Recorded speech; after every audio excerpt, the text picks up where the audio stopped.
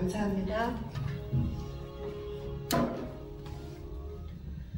자, 동행 시리즈에서 다니엘의 삶을 통해서 우리가 지금 살펴보고 있는데, 오늘로서 다니엘의 삶을 보는 것을 마무리 지어질 것 같습니다.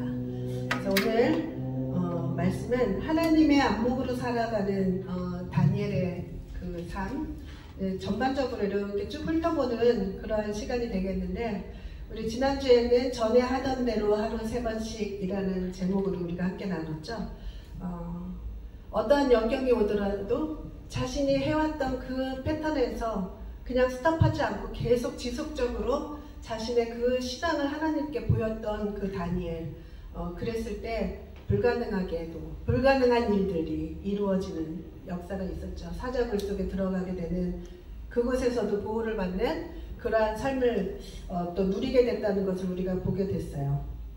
자, 오늘은 이제 전반적으로 이렇게 다 한 번씩 훑어볼 것인데, 이 다니엘이 가지고 있었던 그 저력과 자신이 어떤 상황 속에서도 이길 힘은 이 일상적으로 매일같이 자신이 해왔던 그 신앙생활 속에서 키워왔던 믿음이 있었지만, 또 하나는 무엇이냐면 이 다니엘에게는 하나님이 가지고 있는 그 안목을 가지고 있었다는 것을 볼 수가 있어요. 그래서 특히 이 다니엘서를 읽을 때 우리가 어렵다라고 느껴지는 부분이 환상과 꿈과 이러한 부분이라고 그랬죠. 그런데 그것들은 이제 어느 정도 해석도 되어 있고, 그리고 우리도 지금 현재로는 확실하게 알 수 없는 그 먼 미래의 이야기들까지도 속해 있는 것은 마찬가지입니다. 우리도 어려워요. 그것은 다니엘도 어려워했고 굉장히 고통하는 그런 시간들도 있었습니다. 그런데 또 더 어려운 것이 순서대로 나와 있지 않다라고 했어요. 그런데 이것을 쭉 한번 순서대로 한번 연결을 해보면서 어느 시절에 어느 시점에서 환상과 꿈을 주고 다니엘에게 하나님께서 말씀하여 주셨는지를 우리가 보게 된다면, 왜 하나님이 다니엘에게 그런 환상과 꿈을 주게 되었는가도 알게 되고, 이 다니엘이 그러한 것들로 인하여 하나님께서 가지고 있는 그 세상을 바라보는 안목을 가지고 있었다는 것을 볼 수가 있어요. 그래서 정말 수많은 우리가 이해할 수 없는 그러한 꿈들이 나타납니다. 그래서 그 꿈이 무엇을 의미하는지, 어느 시대를 말하는 것인지, 훗날에 어떤 때를 말하는 건지, 우리 그것을 해석하기 위해서 참 많이 궁금하기도 하고 그러기도 하지만, 그것보다도 전체적으로 한번 우리가 보기를 원해요. 그래서 제가 한번 이것을 순서대로 한번 해봤거든요. 그래서 우선은 바벨론이 위에 나라의 이름으로 보면 바벨론이 있고, 그 다음에 바벨론이 끝나고 나면 메데바사로 나뉘어진다고 했습니다. 그래서 메데라는 나라는 잠시 잠깐 있었다가 바사라는 나라, 둘이 같이 나가다가 바사가 완전히 이제 메데까지도 흡수해서 바사가 이제 주된 역할을 하게 되는 거죠, 페르시아가. 그런데 고레스라는 그 바사 왕 고레스, 그것이 우리 성경에는 1세, 2세 이렇게 안 나와요. 그냥 이름만 나와요. 그러니까 더 혼란스러운데, 우리 성경에서 나오는 고레스라는 이름은 사실은 고레스 2세입니다. 할아버지의 이름도 고레스예요. 그런데 그 할아버지 이름은 여기서 나오진 않죠. 그러기는 하는데, 이 고레스는 그 아버지가 메대의 공주와 결혼을 하면서 낳은 아들이에요. 그러니까 메대가 자신의 외갓댁이 되는 거죠. 메대의 나라가. 그래서 고레스가 훗날에 이렇게 바사로 이제 패권을 완전히 다 장악해서 그때 페르시아가 장악을 하게 되는데, 꿈을 언제 꾸었고 누가 꾸었고 이것을 한번 쭉 보면은, 빨간색은 다니엘이 꾼 거예요. 다니엘에게 준 것이고, 그리고 바벨론 때는 느부갓네살 왕이 등장하고 벨사살 왕이 두 사람이 등장합니다. 그리고 메대 왕은 다리오 왕이라고, 메대 사람 다리오 이렇게 나오죠. 그리고 바사 왕 고레스 이렇게 나와요. 그래서 바벨론 왕 느부갓네살 왕 때부터, 그때가 이제 포로 기간이 시작이 되는 거죠. 포로 기간이. 그래서 다니엘이 이때 이제 1차 포로로 잡혀왔어요. 그러니까 처음부터 끝까지 다니엘이 기록으로 남아있는 것은 고레스 3년까지 나옵니다. 고레스 3년. 그러니까 바벨론 통치가 70년이었거든요. 그러니까 거의 한 80, 90 이렇게 살았다라고 볼 수가 있는데, 모르겠어요. 정확한 나이는 모르지만 90, 100 이 정도 살았다라고 본다면, 바벨론 왕 느부갓네살 왕이 등극을 하자 하나님께서 신상품을 주시죠. 황금, 구리, 은, 구리 이렇게 그 꿈을 주시고 그 꿈을 통해서 하나님께서 내가 세우고 패한다. 나라는 계속해서 변해가고 누가 통치할지 그것은 하나님께서 정하시는 그것을 알려줘요. 그런데 그 느부갓네살 왕이 그것을 바꾸기 위해서 완전히 황금인 자신의 그 재질로 그 동상을 만들어서 거기에 절하게 하죠. 그 일로 인해서 하나님께서 훗날에 들짐승의 삶을 줘요. 이때도 꿈을 주죠. 꿈을 통해서 들짐승 삶을 살게 합니다. 이때가 있었고, 그 다음에 벨사살 왕에는 성경에서는 벽에 손가락이 나타나서 그 너희들의 나라는 이제 끝이다 라고 이야기한 것이 먼저 나오는데, 이것은 벨사살 왕의 마지막 이제 그날 죽었잖아요. 그리고 메데 다리오가 올랐죠. 그러니까 이것은 바벨론의 마지막 때란 말이죠. 그런데 내 짐승의 환상과 이러한 환상들을 보면은 그보다 훨씬 더 이전에 죄송합니다. 다니엘에게 줬다는 것을 알 수가 있어요. 그래서 다니엘에게 이미 그 꿈을 먼저 주시고, 그래서 기도를 이제 내 짐승의 환상을 줌으로써 그 짐승들이 다 나라와 왕들이라고 이야기를 합니다. 그러니까 느부갓네살 왕이 신상 꿈을 꾼 것과 비슷한 것인데, 여기 동물의 꿈으로 이제 꾸는 거죠. 그 꿈을 통해서 하나님께서는 무엇을 또 나타내느냐? 지금 너 영원할 것 같지. 그래서 처음부터 그랬어요. 영원할 것 같은 거예요. 그런데 이 바벨론은 언젠가는 끝이 나. 다른 왕이 또 바벨론을 차지하게 될 것이다 라는 것을 주셨는데, 벨사살 왕에도 그때도 또 주셨다라는 거예요. 그리고 난 다음에 또 한 번의 꿈을 꾸는데 양과 염소가 서로 싸우는 꿈이에요. 이것을 통해서도 이제 곧 이 나라가 바뀔 것이다 라는 것을 우리가 이제 알게 되는 거죠. 이것이 바로 벨사살 3년 때 꾼 거예요. 순양과 순염소. 그러니까 벨사살이 죽을 때쯤이면은 훗날이잖아요. 그러니까 성경을 보면은 이것이 먼저 나온다라는 것을 순서대로 볼 수가 있는 거죠. 이 환상을 먼저 주시고, 그래서 헬라왕이 죽고, 그 다음에 헬라왕이 메데와 바사 왕이 세워지지만 또 헬라왕에 의해서 죽임을 당하고, 헬라왕마저도 훗날에는 또 죽임을 당한다라는, 이때는 지금 메데 바사가 시작도 되기도 전에 미리 다 말씀을 해주셨다는 것이에요. 어느 나라가 어떻게 통치를 하게 되고 언제 또 누구에 의해서, 이것을 환상으로 미리 다 보여주셨다는 거죠. 그리고 난 다음에 벨사살 왕이 정말로 이 말씀대로 이제 죽게 되는 거죠. 그리고 난 다음에 다리오 왕 때, 그때 이제 이 다니엘이 정말 외국 이름들이 많으니까 막 헷갈리죠. 다니엘이 이제 기도를 시작해야 되겠구나. 70년이라는 기간 동안에 포로 생활을 한다 그랬는데 거의 이제 다 돼가는 것을 알았죠. 그래서 기도를 하게 됩니다. 기도를 하고 난 다음에 예루살렘이 회복되었을 것이다 라는 그 약속의 그 환상을 또 보여주세요. 이것으로 또 확실하게 또 이 이야기를 해주십니다. 그래서 다니엘서 9장 24절에 보면 그게 9장에 나오는데, 내 백성과 내 거룩한 성을 위하여 이른 이래를 기한으로 정하였나니 허물이 그치고 죄가 끝나며 죄악이 용서되며 영원한 의가 드러나며 환상과 예언이 응하며 또 지극히 거룩한 이가 기름 부음 받으리라. 이렇게, 그리고 성이 세워질 것이고 또 기름 부음 받은 자가 또 끊어질 것이다. 이런 말들이, 기름 부음 받은 자가 예수 그리스도를 나타내기도 하잖아요. 예수 그리스도잖아요. 그러니까 메시아가 끊어질 것이다. 죽임당할 것까지 다 이야기를 해요. 얼마나 놀라워요. 지금 바벨론 거의 끝물이에요. 이때는 이제 끝나고 메데가 왔을 때 이미 이런 이야기들을 다 이야기를 해줬다라는 거죠. 그리고 장차 한 왕의 백성이 와서 그 성읍과 성소를 무너뜨릴 것이며 예루살렘이 완전히 멸망되거든요. AD 70년에 이런 이야기들도 다 나왔다라는 거죠. 그리고 난 다음에 사자굴 사건이 나와요. 우리는 사자굴이 먼저 나왔잖아요. 그런데 이러한 말씀들을 다 주시고 난 다음에 그 다음에 자신을 핍박하는 그러한 사건들이 일어난다는 거죠. 그리고 그 다음에 바사왕 고레스 원년, 이게 이제 유명하잖아요. 이제 리턴하는 거, 예루살렘으로 다시 돌아가서 성전을 회복하고 하는 거. 예루살렘을 건축하라는 고레스 칙령은 바사왕 고레스 원년에 일어나요. 이것은 여기에는 안 나옵니다. 다니엘서에는. 그런데 에스라서나 거기 1장 1절에 보면은 원년에 그것을 칙령을 선포하는 거죠.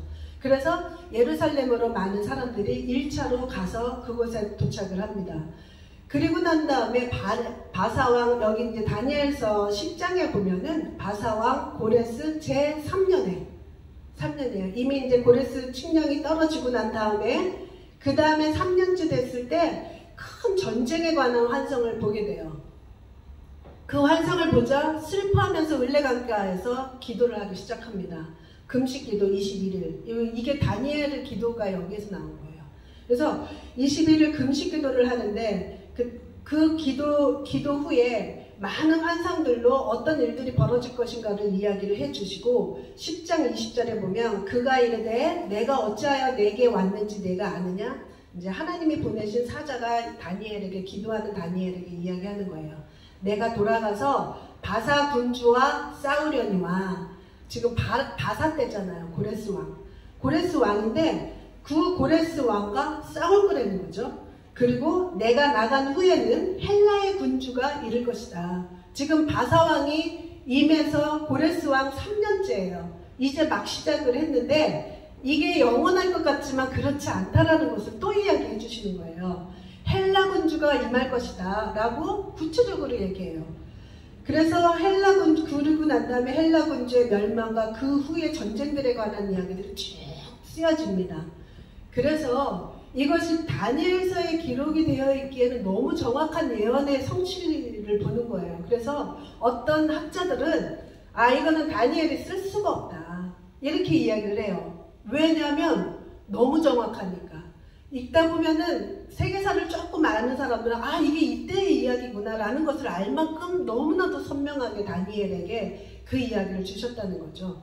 그래서 어떤 사람은 이거는 훗날에 그냥 다니엘이 썼다라고 붙인 거야 라고 해석하는 사람이 있을 정도로 너무나도 무섭게도 하나님이 미리 다니엘에게 이러한 이야기들을 썼다라는 거죠. 그렇다면 왜 그랬을까? 왜 하나님은 다니엘에게 이 모든 것들을 알려주셨을까? 이 역사의 모든 전개들을 가르쳐 주신 것, 이 역사가 이렇게 되어질 것이고 이러한 모든 것들을 다니엘이라는 한 사람에게 알려주셨다는 거죠. 자신이 꿈을 꾸지 않을 때는 느부갓네살 왕의 꿈을 통해서라도 보게 하시고 이렇게 하셨다는 거예요. 그런데 그 모든 꿈의 내용들은 전부 다 어느 왕이 일어나고 어느 나라가 서고 어느 왕이 패하고 어느 나라가 패하고 이런 이야기들이에요. 한번 이 다니엘이 처해 있던 첫 번째 처음 시간이 다니엘 1장 1절의 그 시간을 한번 돌이켜서 한번 생각을 해보세요. 다니엘과 모든 사람들은 정말로 있을 수 없는 이스라엘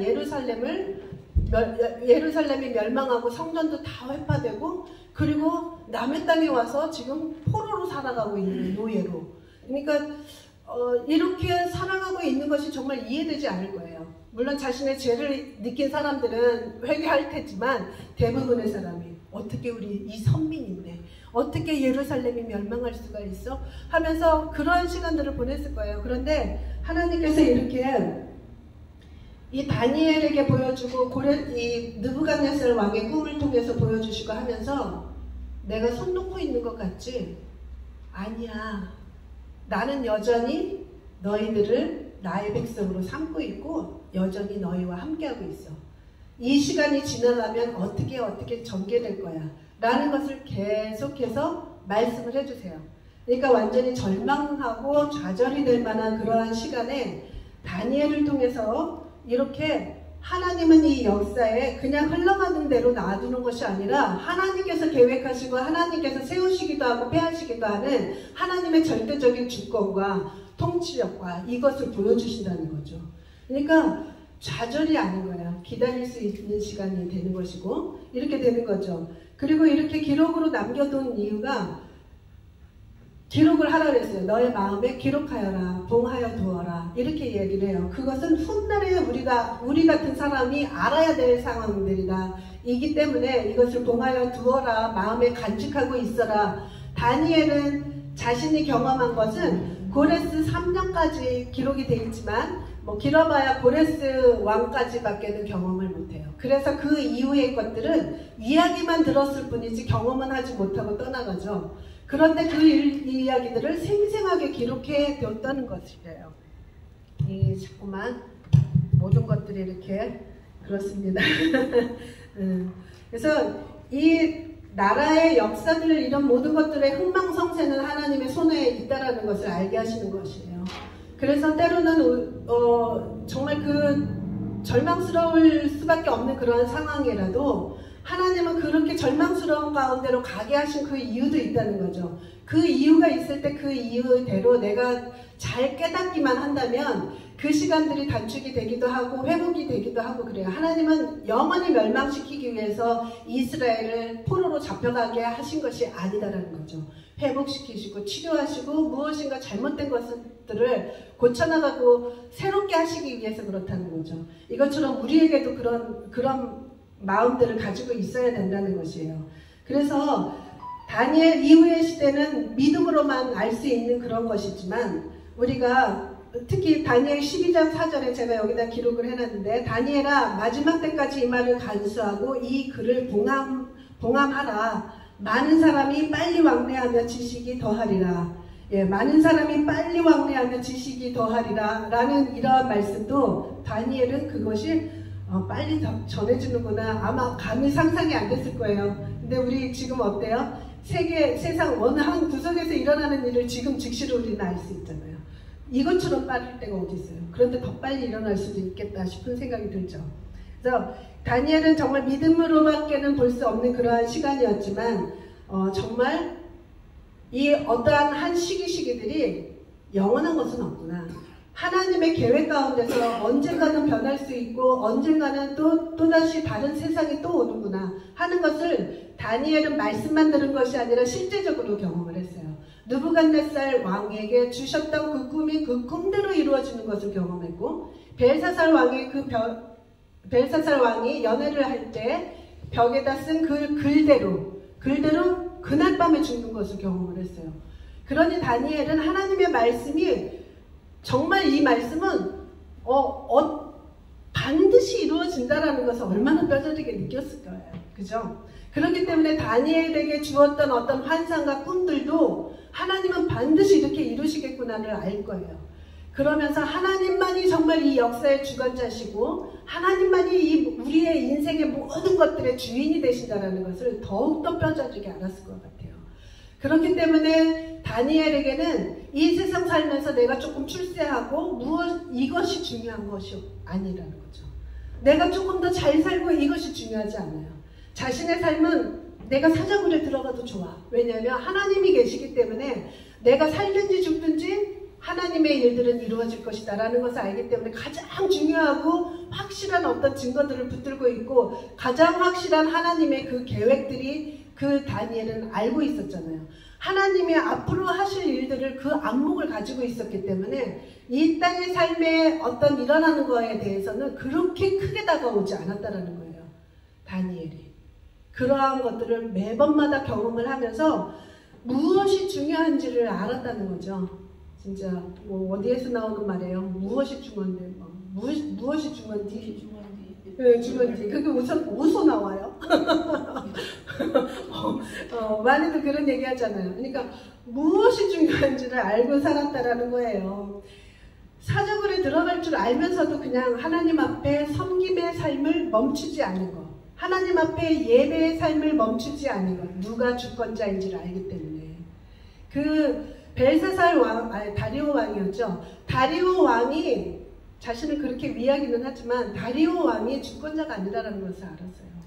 다리오 왕이 아무리 지금 이제 세대가 변해서 저 왕 하나만 붙들면은 이 세상 사는 동안에 조금 내가 편히 먹고 살겠다 뭐 이런 거 얼마나 많이 있어요. 그런데 그게 아니다라는 것을 알았어요.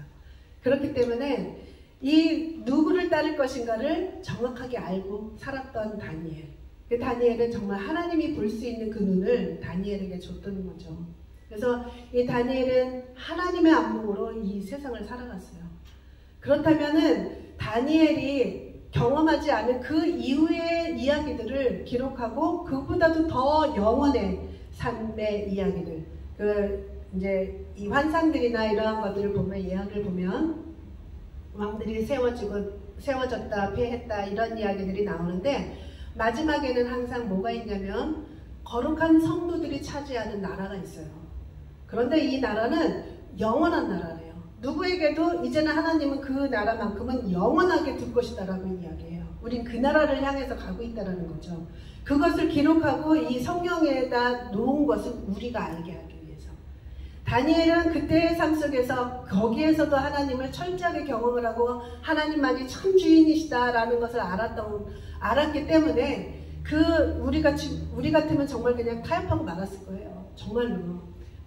정말 내가 총리, 3명의 총리 중에 그 중에서도 으뜸이고 그러면 왕 다음의 삶인데 이것보다도 더 높은 자리가 없잖아요. 왕이 아니라면. 그렇다면 그 제국의 2인자로서의 삶을 살았다면 얼마나 그 삶에 연연했겠어요. 그렇다면 이 다리오 왕에게 정말 딱 붙어서 살았을 것 같아요. 그거 놓치지 않으려고. 그런데 사자굴을 선택하잖아요. 그죠?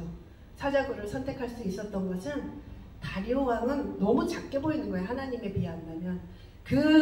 정말 영원히 갈 것 같은 그 바벨론 왕도 그렇게 무너져 버리잖아요. 70년밖에 안 있었어요. 그렇게 아주 떵떵거리던 제국이. 이게 하나님의 손에 다 있었다는 거죠. 네, 이것을 다니엘은 알았기 때문에 그러한 삶을 살았는데, 우리가 이때 성경을 읽으면서 우리가 가져야 될 그 마음이 다니엘의 마음, 다니엘의 안목으로 우리가 살아가기를 원해서 이렇게 기록을 해놨다는 거죠.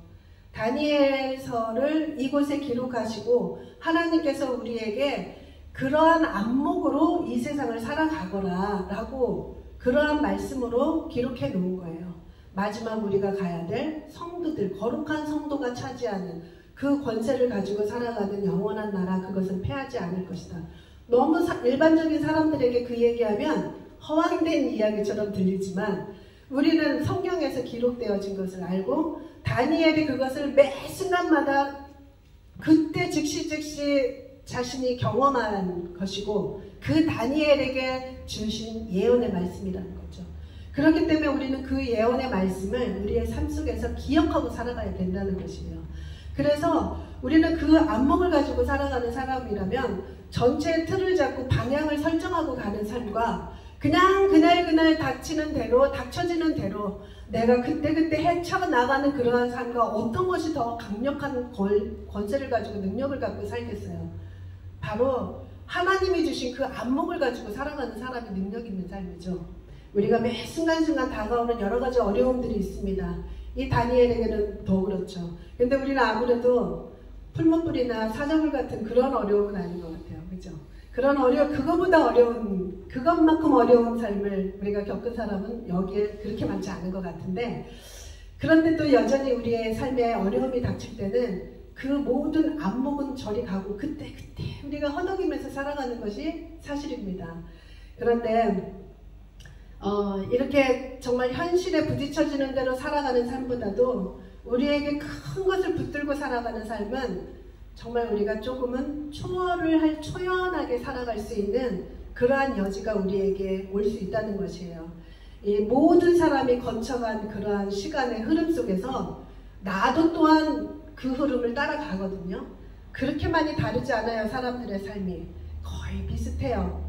조금 더 잘 살고 좀 덜 잘 살고 아니면 조금 더 고생하고 덜 고생하고 이런 정도는 있지만 우리의 삶의 그 여정은 다 비슷비슷하다라는 것이에요. 제가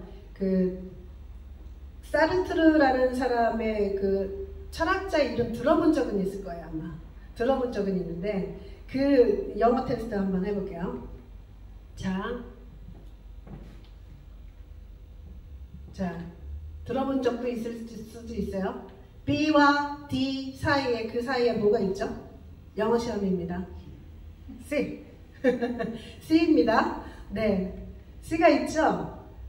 자, 그런데 A, B, C, B, C, D.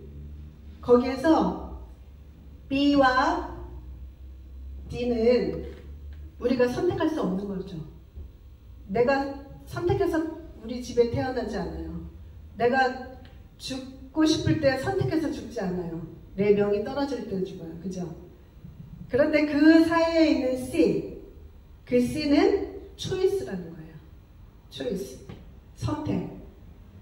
그러니까 삶과 죽음 그 사이의 모든 것들은 내가 어떻게 무엇을 선택하느냐의 그 결과를 먹고 살라는 거죠. 참 진짜 좋은 말 아니에요? 이 철학자가 그런 이야기를 했어요. 실존주의는 휴머니즘이다라는 그 책에 이 사람이 이제 노벨 문학상 수상자이기도 한데 이런 이야기를 했다는 거죠. 우리의 삶 속에서 우리는 살고 죽는 건 다 똑같잖아요. 근데 그 사이에 있는 삶이 달라질 수밖에 없는 것은 우리가 무엇을 선택하는가라는 거죠. 다니엘은 사자굴을 선택했어요. 다른 하나님을 경배하는 것을 멈추는 것을 선택하지 않고 사자굴을 선택했고, 또 그 친구들은 오히려 절하지 않는 것을 선택함으로 인해서 풀무불을 선택을 했어요. 자, 우리는 무엇을 선택하며 살아가는가? 물론 구체적으로 매일매일의 삶 속에서의 선택도 있지만 제일 중요한 방향성을 가지고 있는 거, 하나님께로 나아가는 그 방향성은 우리가 무엇을 선택하며 살아가야 할 것인가, 그것이 있다는 거죠. 그래서 제일 중요한 그 안목을, 그 미래를, 방향을 설정하고 그 틀을 결정한 사람에게는 세월을 아낄 수밖에 없어요. 세월을 아낄 수밖에 없어요. 무엇이 최고로 중요한가를 위해서 살아가는 그런 것이 우리들의 본능이잖아요. 나에게 돈이 가장 중요하면 돈 버는데 모든 것들을 다 써요. 나에게 취미생활하는 거, 그래도 삶은 좀 즐거워야 돼. 그래서 취미생활이 제일 중요한 사람에게는 취미생활을 가장 많이 선택하고 거기에 모든 것들을 희생하면서 그 일들을 합니다. 그런데 우리에게는 가장 중요한 것이 그 영혼이라는 것이 있다는 거죠. 그 영혼이 가장 중요하다고 한다면 다른 것을 조금 희생하더라도 그 영혼을 위해서 우리가 살아가야 된다는 것. 그래서 정말 그 세월을 아낀다는 것은 가장 중요한 것에 집중하며 살 수 있는 그러한 힘을 줍니다. 내가 무엇을 중요시 여기며 살아가는가는. 그래서 에베소서 5장 16절 우리 함께 읽겠습니다. 함께 읽겠습니다. 시작. 세월을 아끼라 때가 악하니라. 세월을 아끼라 때가 악하니라. 이것이 믿는 사람들은 정말 가장 중요한 것이 무엇인지 알았기 때문에 우리의 삶에 가장 먼저 초점을 맞춰야 되는 것이 그것이다라는 거죠. 그리고 이 세월을 아끼는 것을 조금 더 구체적으로 하면 골로새서 4장 5절 말씀 함께 읽겠습니다. 시작. 외인에게 대해서는 지혜로 행하여 세월을 아끼라. 외인, 하나님께로 가는 그 방향과 다른 방향을 말하는 거죠. 그러한 것들에 대해서는 지혜롭게 세월을 아끼라. 너무 많은 곳에, 너무 다른 곳에 시간을 할애하지 말고 헛된 낭비를 하지 말라. 그 말인 거예요. 세월을 낭비하지 말라는 거죠. 그래서 덜 중요한 일로 너무 아둥바둥하지 말라는 거예요. 시간만이 아닙니다. 물질만이 아닙니다. 우리 관계에서도 마찬가지고 우리의 감정 소모도 그래요. 우리 감정 소모 진짜 많이 합니다. 어떤 스트레스가 일어나고 막 그럴 때 그 감정 소모도 정말 너무 중요하죠. 우리가 살아가는 현실의 문제들은 굉장히 중요한 것들도 많이 있지만 정말 방향 설정을 하고 그것을 바라본다면 조금은 이것이 가벼워질 수 있다는 것이에요. 그래서 너무 덜 중요한 일에 아등바등 살기보다는 너무 많은 에너지를 소비하기보다는 정말 중요한 일에 소비를 하고 살자라는 거예요. 그랬을 때 다니엘에게는 정말 영민함을 주셨어요. 하나님께서 다니엘은 정말 뜻을 정하고 나는 절대로 하나님만을 바라보며 살겠다. 누구에게도 의지하지 않고 하나님을 의지하며 살겠다라는 그런 뜻을 정하고 하다못해 나를 뭔가 이렇게 길들여가고 나를 어떻게 이 산의 진미를 통해서 왕의 식탁에서 나를 길들여가려고 하는 것도 나는 거절하겠다라고 하면서 정말 그 청년의 시절에 고기도 맛있고 먹고 싶은 것도 많을 때 내가 물과 채소만 먹겠다라고 결정한 그 일. 그것들로 인해서 하나님은 정말 하나님께서 그 다니엘에게 모든 것들을 다 허락하신 것들을 볼 수가 있어요. 이것이 결코 우리에게 손해가 아니다라는 것을 또 보여주시기도 합니다. 그래서 우리는 너무 감정 소모도 마찬가지요. 물론 작지는 않습니다. 때로는 굉장히 우리 마음이 힘들고 어려워요. 마음이 상할 때. 그럴 때도 그냥 툭 털어버릴 수 있다면 툭 털어버리고 얼른 회복을 하는 것이 우리의 관건입니다. 그래야 내 시간이 소비되지가 않아요. 내 감정이 소모가 되지가 않아요. 정말 소비되지 않기를 바라요. 그래서 훌훌 털면서 훌훌 털는 그러한 삶이야말로 정말 자유함이 있어요. 물질에 손해가 있어도 좀 딱 잊어버리고 털어버릴 수 있으면 있고, 또 사람들과의 관계에서도 또 어렵고 힘든 그런 것들이 있어도 툭 털어버리고, 그러면 정말 자유합니다. 그 자유 안에서 우리에게 능력이 주어지죠. 그래서 이 신앙의 나이가 들면 들수록 이런 좀 이렇게 털어버리는 그러한 일들, 그렇게 좀 덜 중요한 일들, 내가 하나님 앞에 나아가는 것들이 방해되어지는 일이 덜 중요한 거죠. 그러한 것들이라면 그냥 툭 털어버리고 나는 더 큰 것을 쥔 자다. 난 더 큰 것을 가진 자다. 라는 그러한 의미로 정말 우리가 그런 삶을 살기를 원해요. 정말 참 자유가 주어집니다. 이 말씀을 이렇게 생각하면서 최태원이 근래에 들어서 무슨 점심 한 끼에 100 얼마? 200만 원, 150만 원 짜리 점심을 먹었다는 그 이야기를 듣고 그 사람은 150만 원짜리 점심 한 끼를 먹었어도 통장에 전혀 이렇게 뭔가 이렇게 표시도 안 나겠구나. 참 자유하겠다. 물질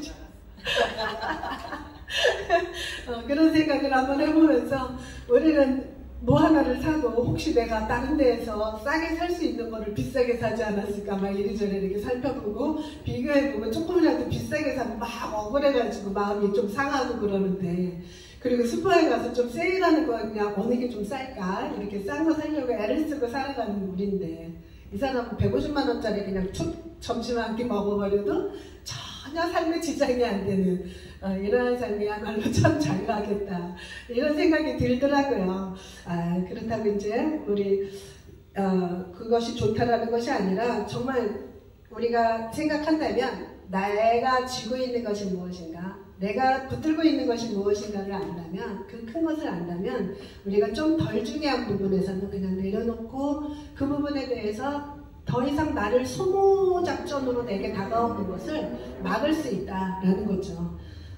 정말 어쩔 수 없는 그러한 손실과 이러한 것들이 마음이 상하는 건 사실이지만 상한 채로 오래 두면 손해다라는 거예요. 그래서 항상 기뻐하라고 했으니 적극적으로 정말 더 기뻐할 수 있는 그러한 삶이 되기를 원하고, 그 기쁨을 절대로 빼앗기지 않겠다. 절대로는 이런 때 쓰는 거예요. 절대로라는 말은 이럴 때 난 절대로 하나님 예배하는 것을 포기하지 않을 거야. 난 절대로 이 기쁨을 잃지 않을 거야. 하나님의 말씀만큼은 내가 절대로 하겠다라고 그때 사용합시다. 우리 다른 데 사용하지 말고 이렇게 해야 된다는 거죠. 이것이 정말 우리의 참 자유를 보장하는 비결입니다. 이것이 참 자유한 자는 건강도 하나님이 주셔요. 이것이 바로 하나님이 나에게 하나님의 나라가 임했다는 그런 표입니다. 그래서 정말 내 안에 하나님의 나라가 임한 표를 내고 살아가기를 원해요. 그리고 이렇게 내가 큰 것을 쥐고 가장 중요한 것이 무엇인가를 아는 사람은 정말 우선순위를 바뀔 수밖에 없죠. 정말 중요한 것을 먼저 하게 돼요. 정말 중요한 것을. 그래서 우리 절대 주권자이신 나의 아버지, 그분이 나의 아버지라는 것이에요. 하나님께서 나의 요새시고 방패시다. 우리 오늘 찬양 했는데 정말 하나님만이 나의 방패시고 나의 요새, 나를 지키시고 나에게 힘 주시는 분이 우리 하나님밖에 없다라는 것을 우리가 알고 그것만을 가지고 바라보고 붙들고 살아가는, 동행하며 살아가는 그런 삶이 되어야 되겠죠. 세상의 역사를 주관하는 나의 아버지. 내 아버지가 바로 그런 분이라면 내가 다른 아버지 붙들 수 없잖아요. 그죠? 제일 큰 것을 가지고 계신 나의 아버지신데 주인 되시는 나의 아버지를 붙드는 거죠. 정말 힘없는 약한 자를 붙들 리가 없죠. 다니엘이 그랬듯이 느부갓네살 붙들지 않았고 벨사살 붙들지 않았고 다리오 붙들지 않았어요. 하다못해 그 고레스 왕을 붙들지도 않았어요. 하나님은 고레스 왕이 그렇게 착한 일을 했었어도 그것도 끝날 일이 있다라고 미리 얘기해 주셨어요. 무엇도 이 세상에 아무리 좋고 싫고 나쁜 사람 선한 사람 다 한계가 있는 것이다. 그래서 우리가 정말로 믿고 의지해야 될 분은 나의 하나님 한 분밖에 없다라는 것을 우리가 알아야 되겠죠. 그래서 이 민족의 시련 앞에서 다니엘에게 그렇게 꿈으로 환상으로 이것이 영원하지 않아. 너희가 생각하기에는 내가 아무것도 하지 않고 손대고 있는 것 같고 너희를 버린 것 같지만 그렇지 않단다. 라는 의미로 그렇게 많이 보여주셨듯이 우리 하나님의 말씀 속에서 우리에게 끊임없이 그 이야기를 해주십니다. 그래서 하나님께서 그러니 이렇게 살아라. 그러니 저렇게 살아라. 라고 하면서 우리에게 알려주시는 그 말씀 따라 사는 삶. 이것이 바로 하나님과 동행하는 삶입니다. 그렇게 동행할 때 우리 하나님께서는 약속하신 그 약속의 말씀들의 열매가 있어요. 반드시 그 열매들을 우리에게 취하게 하십니다. 그래서 우리는 그런 열매를 먹고 살아가는 그러한 삶이 되기를 원합니다.